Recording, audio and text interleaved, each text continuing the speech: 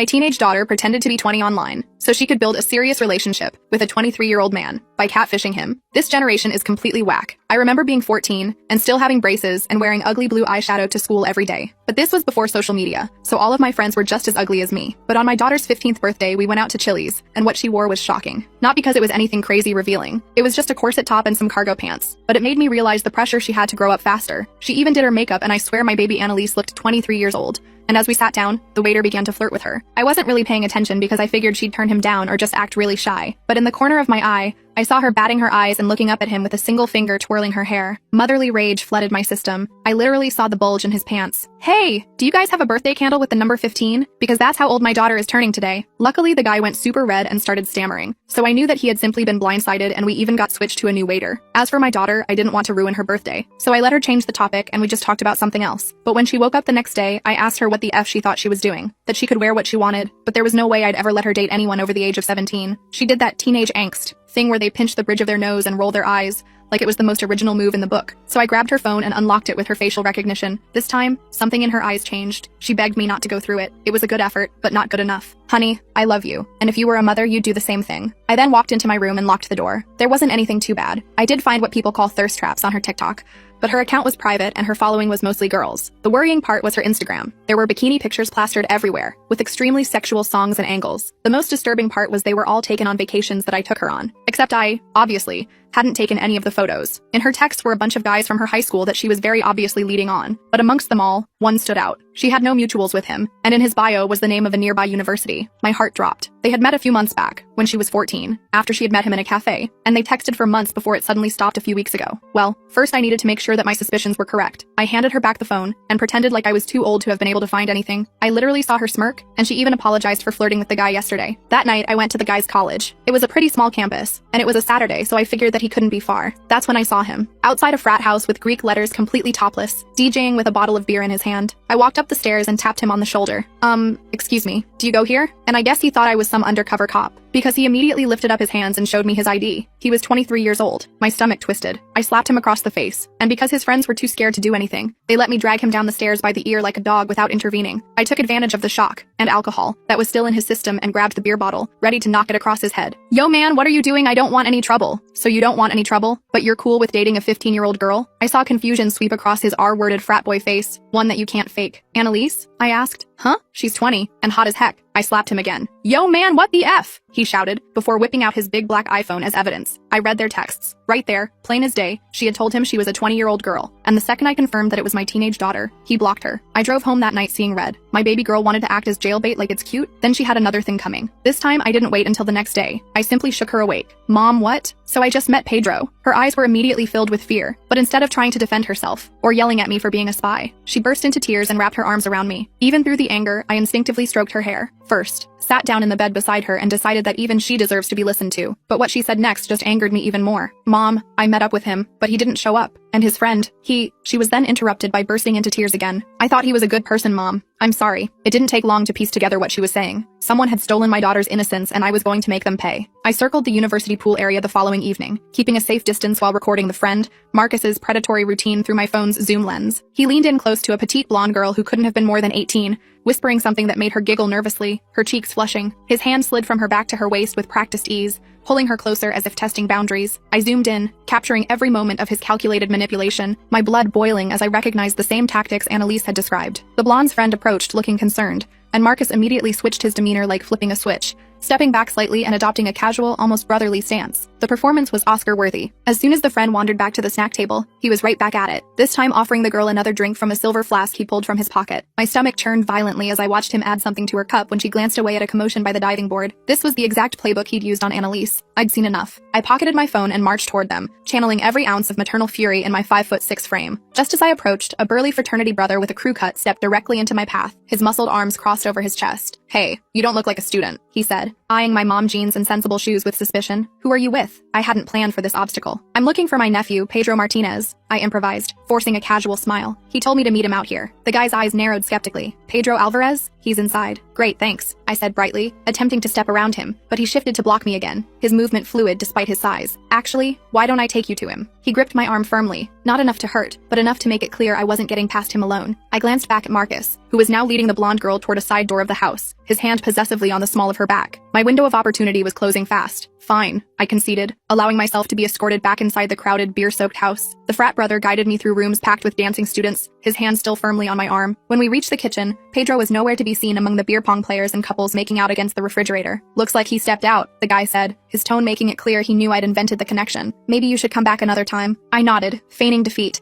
and headed for the front door, the bass-heavy music thumping in my chest. Once outside, I circled around to the side of the house where I'd seen Marcus taking the girl. There was a separate entrance there, likely to a basement or private room. I tried the door handle. Locked. Cursing under my breath, I peered through a small window smudged with fingerprints. The basement was dimly lit with colored LED strips, but I could make out a seating area with several people lounging on mismatched couches. No sign of Marcus or the blonde. I needed a new approach. I couldn't just break in, and I couldn't risk getting thrown out before gathering more evidence. I returned to my car and called Annalise, my heart racing. Mom? She answered immediately, her voice tight with worry. Are you okay? I'm fine, I assured her, watching the frat house for any sign of Marcus. But I need more information about him. Did he ever mention where he lives? Is it in the fraternity house or somewhere else? He said something about having an apartment off campus, she replied after a moment's hesitation. He bragged about how his dad pays for it so he doesn't have to live with the peasants in the frat house. Did he say where? Anything about the building or the street? I pressed, already starting my car. Cedar Street, she said with surprising confidence. I remember because that's where he took me. It was a blue building with a coffee shop on the first floor. Apartment 3B. You're absolutely sure? Positive. Mom, what are you going to do? Her voice trembled slightly. I hesitated, not wanting to worry her more. I'm just gathering information right now. I'll be home soon. Promise me you won't do anything crazy, she pleaded, suddenly sounding much younger than 15. I promise I'll be careful, I said, carefully avoiding a direct answer. Lock the doors and don't let anyone in. I love you. I hung up and pulled up a map on my phone. Cedar Street was only a few blocks from campus. I drove there slowly, scanning the buildings until I spotted a 3-story blue Victorian converted into apartments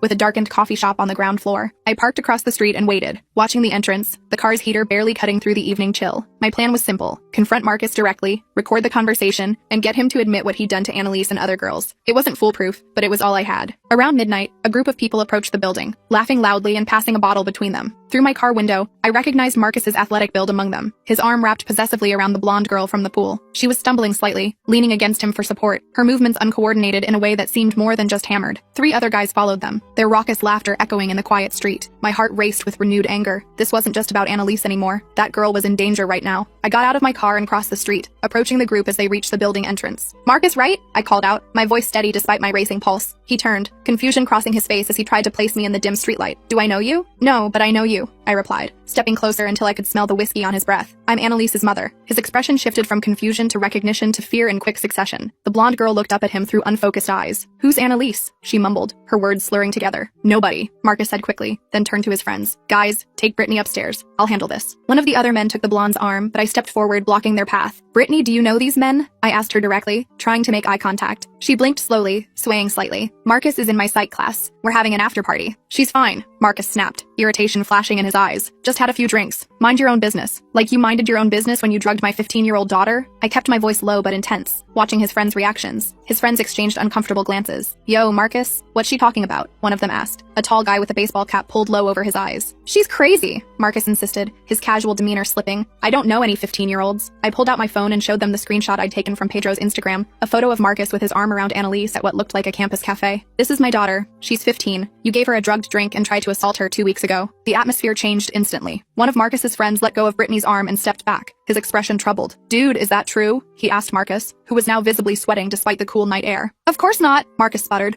running a hand through his gelled hair. She came on to me. She said she was in college. So you admit you know her? I pressed, seizing on his mistake. Marcus realized his error too late. His friends were now looking at him with undisguised suspicion, creating distance between themselves and him. I think Brittany should come with me, I said, reaching for the girl's hand. I can call her a cab or drive her home. No way, Marcus said, grabbing Brittany's arm possessively, his fingers digging into her skin. She's with me. Actually, one of his friends interjected, the tallest one with kind eyes. Maybe we should all call it a night. He turned to Brittany. Where do you live? We can get you an Uber. Marcus's face contorted with anger. What the hell, Jason? You're taking her side? I'm not taking sides, Jason replied calmly. But if what she's saying is true, it's bullshit, Marcus shouted, his voice echoing down the empty street. Brittany flinched at his outburst, seeming to sober up slightly. What's going on? She asked, looking around in confusion, her mascara smudged beneath her eyes. I addressed her directly, keeping my voice gentle. Brittany, I'm concerned that Marcus may have put something in your drink. It happened to my daughter, and I don't want it to happen to you. Her eyes widened. What? She's lying, Marcus insisted, but his voice lacked conviction. I saw him add something to your cup by the pool, I said. I have it on video. That was stretching the truth. My video wasn't clear enough to definitively show him drugging her drink, but the bluff worked. Brittany pulled away from Marcus, stumbling toward Jason. I want to go home, she said, her voice small and frightened. Marcus lunged forward suddenly, grabbing my phone from my hand. Give me that! Delete that video! I yanked back, but he was stronger. In the struggle, my phone fell to the concrete sidewalk with a sickening crack. Before I could retrieve it, Marcus stomped on it deliberately, shattering the screen under his expensive sneaker. You psycho! I shouted, pushing him back with both hands. He shoved me in return, harder than I expected, sending me sprawling onto the rough concrete. Pain shot through my wrist as I tried to break my fall. Marcus, what the hell?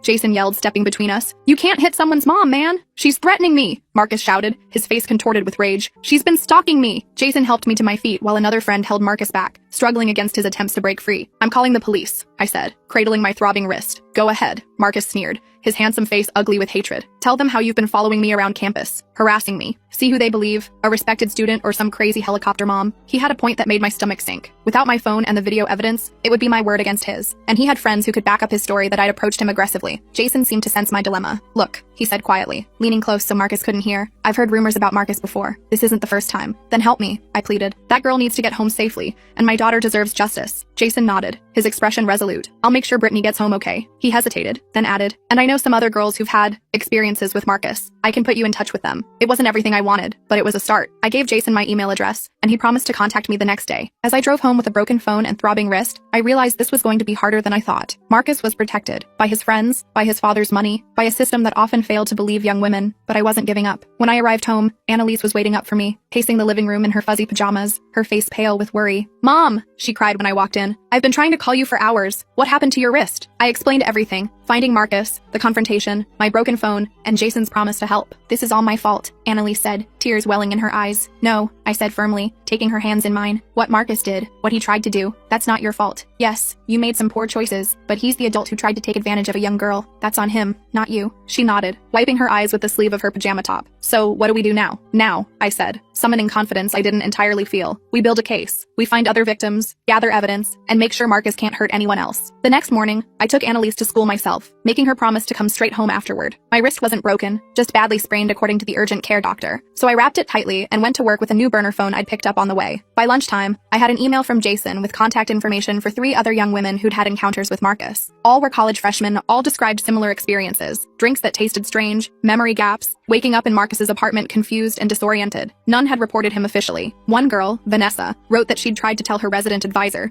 but was discouraged when she learned about Marcus's father's connections to the university board of trustees. Another, Talia, said she'd been too ashamed and blamed herself for drinking too much. I reached out to each of them, explaining who I was and why I was investigating Marcus. 2 responded almost immediately, agreeing to meet me that weekend at a coffee shop off campus. When I picked up Annalise from school that afternoon, she seemed different, quieter, more withdrawn, her usual animated chatter absent. Everything okay? I asked as we drove home through the autumn-tinged streets. She stared out the window, watching the scenery blur past. Everyone at school knows something happened. Not the details, but they know I'm not allowed on social media anymore and that you took my phone. They're all talking about me. My heart sank. I'm sorry, honey. Kids can be cruel. It's not just that, she said, turning to face me with alarm in her eyes. Chloe showed me messages from this college guy she's been talking to. Mom, I think it's Marcus. I nearly slammed on the brakes. What? How would he know Chloe? He DMs random girls on Instagram. That's how he found me too. She looked down at her hands. I didn't meet him at a cafe. I was too embarrassed to tell you the truth. He messaged me after I commented on one of Pedro's posts. She turned to me, her eyes filled with fear. What if he's targeting my friends to get back at me? This was escalating faster than I'd anticipated. Marcus wasn't just a predator. He was vindictive and calculating. Show me the messages, I said, pulling into our driveway. When we got home, Annalise used my laptop to log into Chloe's Instagram account. Apparently the girls all shared passwords, something we'd need to discuss later. Sure enough, there were messages from a user named Marcus DJW Wright,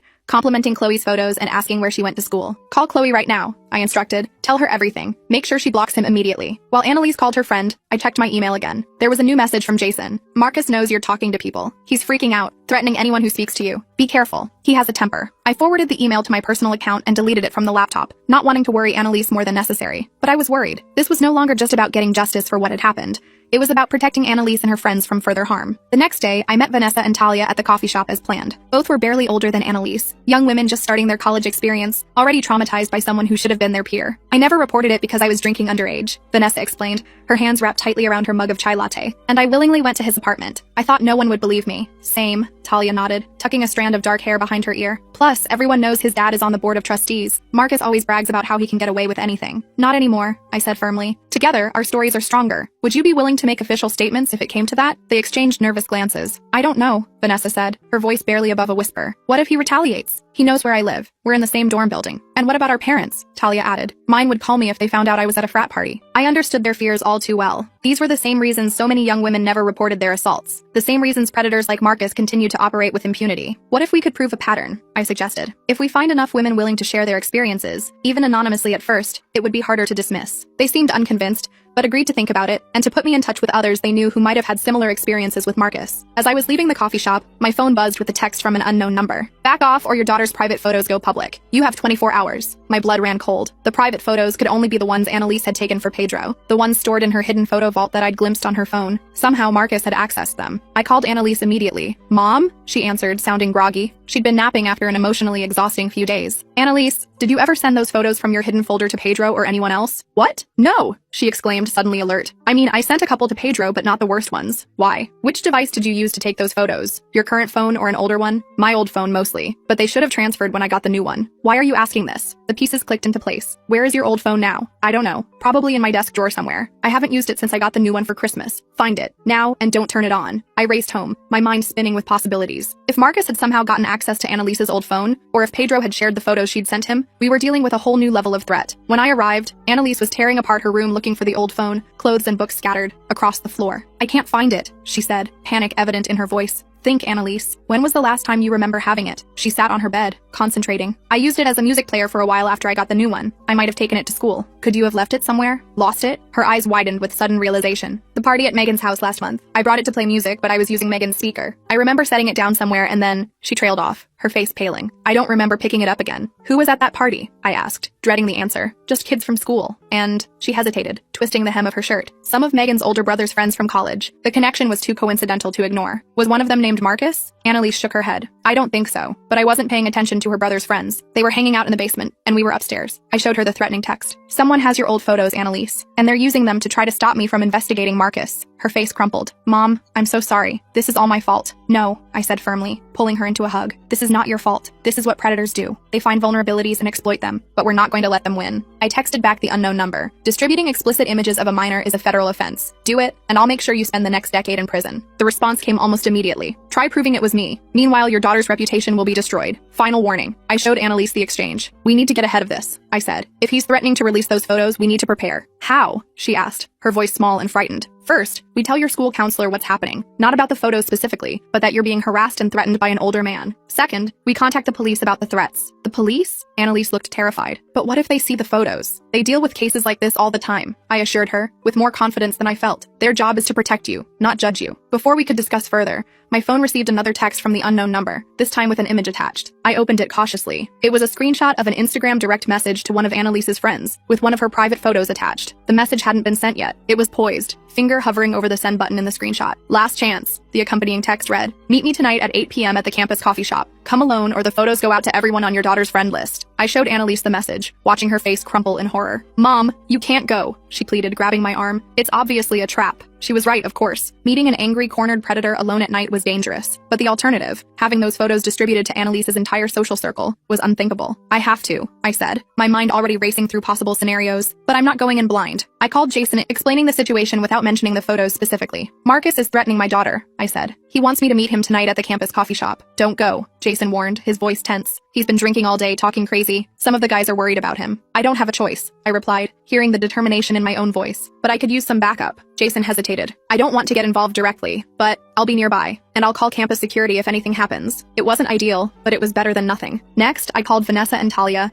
asking if they'd be willing to be in the area as witnesses. They agreed, reluctantly. Finally, I prepared Annalise for the worst-case scenario. If those photos do get out, I told her, holding her shoulders gently, we'll face it together. It won't be easy, but it won't be the end of the world either. And we'll make sure everyone knows who's really responsible. She nodded, tears streaming down her face. I wish I could take it all back. The photos, the lies, everything. I know, honey. I hugged her tightly, breathing in the familiar scent of her strawberry shampoo. But we can't change the past. We can only deal with what's happening now. At 7:30 p.m., I drove to campus, my heart pounding against my ribs. I'd prepared as best I could. I had a new phone with recording capabilities. Vanessa and Talia would be at a table nearby, and Jason had promised to keep an eye on the situation from outside. I'd also left a sealed envelope with Annalise, containing printouts of all the evidence I'd gathered about Marcus, with instructions to take it to the police if I didn't return by 10 p.m. The campus coffee shop was busy with students studying for midterms, providing some security and numbers. I chose a table near the back, positioning myself so I could see the entrance but also had a clear path to the emergency exit if needed. At exactly 8 p.m., Marcus walked in. He looked terrible. Unshaven, bloodshot eyes, clothes rumpled as if he'd been wearing them for days. He spotted me immediately and made his way to my table, dropping into the chair across from me with casual arrogance. "You should have minded your own business," he said without preamble, his voice low and threatening. "My daughter is my business," I replied evenly, meeting his gaze. "And so are all the other girls you've drugged and assaulted." He leaned forward, the smell of whiskey heavy on his breath. "You have no proof of anything. It's your word against mine. And trust me, at this school, my word carries a lot more weight than yours. Is that why you're threatening to distribute child pornography? Because you're so confident in your position?" His eyes narrowed. "I never said anything about pornography. You have no proof I sent those texts." "I don't need proof," I said, keeping my voice steady despite my racing heart. "I just need people to start asking questions. And they already are, Marcus. Vanessa, Talia, Brittany, Jason, they're all talking. How many others are there? How long before one of them goes to the police?" I could see the calculation in his eyes, the realization that his carefully constructed world was beginning to crumble. "What do you want?" he finally asked, his voice barely audible over the coffee shop chatter. "I want you to leave my daughter alone, leave her friends alone, and get help before you hurt someone else." He laughed bitterly. "That's it? A slap on the wrist and a promise to be good?" "No," I said, meeting his gaze directly. "That's just the beginning. I also want you to tell me exactly what happened the day Annalise came to your apartment." His expression darkened. "Nothing happened. She showed up looking for Pedro. I gave her a drink. We talked. Then Pedro called her, freaked out about her age, and she left. End of story. You drugged her drink." I pressed, watching his face for any reaction. "I didn't substance anyone," he snapped, too loudly. A few nearby students glanced our way. He lowered his voice. "Look, even if I did, which I'm not saying, nothing happened. She left. No harm, no foul. Intent matters, Marcus. You intended to assault my 15-year-old daughter. She said she was 20, he hissed, a vein pulsing in his forehead. "Everyone lies about their age. It's not my fault she looked older." I leaned forward. "Here's what's going to happen. You're going to delete any photos you have of my daughter. You're going to stay away from her and her friends. And you're going to get counseling for your issues with women." He snorted. "Or what? Or I go public with everything I know. I've already spoken to multiple women who've had similar experiences with you. I have screenshots of your threats, and I have a daughter who's willing to tell her story. No one will believe you," he said, but I could hear the uncertainty in his voice. "Maybe not at first," I conceded, "but once one person speaks up, others follow. How many victims do you have, Marcus? 5? 10? How many will it take before someone listens?" He stared at me for a long moment, then abruptly stood up. "This conversation is over." As he turned to leave, I called after him. "I meant what I said about those photos. Distribute them, and I'll make sure you face federal charges." He paused, his back stiffening, then continued walking without looking back. I watched him leave, my hands shaking under the table. I wasn't sure if I'd gotten through to him or just made things worse, but at least I'd stood my ground. Vanessa and Talia approached my table as soon as Marcus was gone. "Are you okay?" Talia asked. He looked really angry. "I'm fine," I assured them. "Did you record any of that?" Vanessa nodded, showing me her phone. "Got most of it. He basically admitted to drugging drinks, even if he tried to walk it back. It wasn't a full confession, but it was something. Another piece of evidence to add to our growing collection." Outside the coffee shop, Jason was waiting by my car. "That was intense," he said. "I was ready to call security when he stood up like that." "Thank you for being here," I said sincerely. "All of you. I know it wasn't easy." "What happens now?" Jason asked, his breath visible in the cool night air. I took a deep breath. "Now we wait and see if he backs down or escalates, and we keep building our case, finding more women who are willing to speak up." As I drove home, I felt a strange mix of fear and determination. Marcus was dangerous, cornered, and unpredictable, but he was also exposed now, his behavior under scrutiny for perhaps the first time. When I arrived home, Annalise was waiting anxiously by the window, her silhouette visible through the curtains. "Mom!" she cried, running to hug me. "What happened? Did he agree to delete the photos?" "Not exactly," I admitted, "but I think I scared him. And more importantly, we have allies now. Other women he's hurt who are willing to speak up." Annalise pulled back, her expression serious. "I want to speak up too. If he releases those photos, I don't want to hide in shame. I want everyone to know what he tried to do to me." I felt a surge of pride through my worry. My daughter was finding her strength, her voice. "Are you sure?" I asked. "Once we go public, there's no going back." She nodded firmly. "I'm sure. I don't want him to hurt anyone else." That night, as Annalise slept, I sat at my computer drafting an email to the university's Title IX coordinator, the dean of students, and the campus police. I attached statements from Vanessa and Talia, screenshots of Marcus's threatening texts, and a detailed account of what had happened to Annalise. Before I could send it, my phone buzzed with a text from Jason. "Marcus just got arrested for DUI. Crashed his car into a campus security vehicle. No one hurt, but he's in custody." It wasn't the justice we were seeking, but it was a start, and it bought us time to build our case properly. I closed my laptop and went to check on Annalise. She was sleeping peacefully for the first time in days, her face relaxed and young-looking without makeup. Tomorrow would bring new challenges, but for tonight at least she was safe, and I was one step closer to making sure Marcus Wright never hurt another young woman again.